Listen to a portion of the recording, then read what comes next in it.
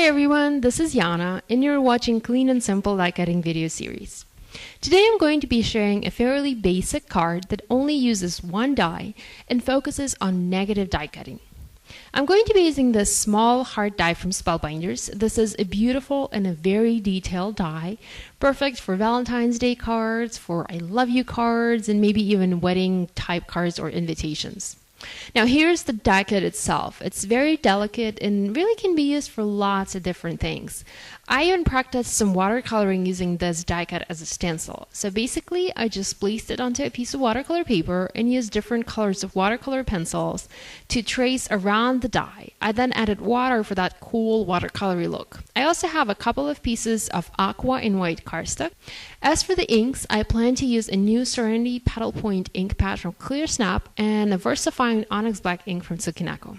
I will also be using this stamp set from Waffle Flower Crafts, and I'll be stamping a font pattern to fill in the negative die cut space using this set. There are some great images like building type of floral images, and I want to use those and stamp them in black, and also this cool turquoise color, which I think is almost a perfect match to my cardstock.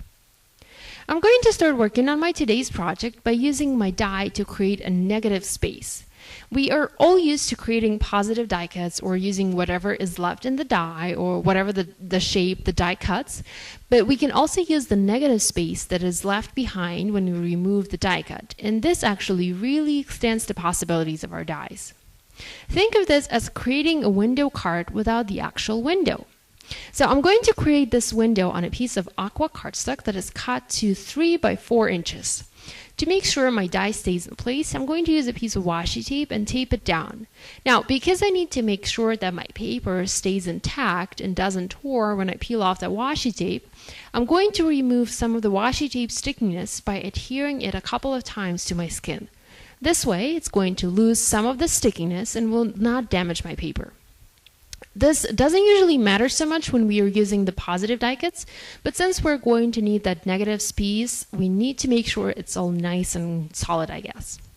So after I've taped my die, I'm going to quickly run this through my Artisan Explorer machine from Spellbinders, and I'm going to end up having a beautiful negative die cut panel.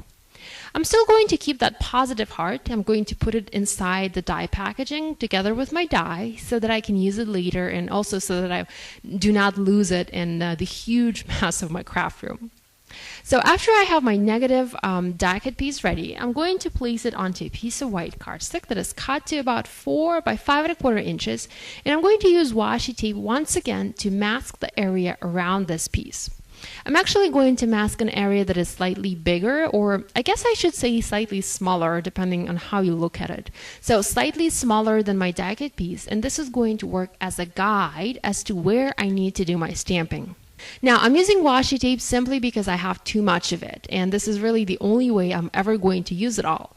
But you can use specialty masking tape or masking paper, post-it notes, or even just a piece of simple paper. You just need something to mask the outer edge of this white panel. So after the edge is masked, I'm going to move on to my stamping. I already mounted the stamps that I want to use onto a clear block, and I also did a test impression in one color, and you can see it here on this piece of paper. While it looks nice and stylish and kind of modern too, that sentiment, you are loved sentiment, really gets lost within the other stamped elements. So to help it stand out from the background and to be more visible and more noticeable, I'm going to introduce a second color to this pattern. So first, I'm going to stamp the sentiment in black ink in the center of my panel.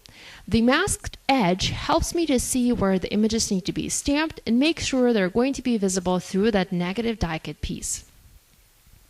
Now that I have my base element or my starting point there on the panel, I can start working around it and planning my stamping. Because I already have my pattern stamped, I'm simply going to recreate it onto my white panel. And first I'm only going to place the images that I want to stamp in that turquoise color.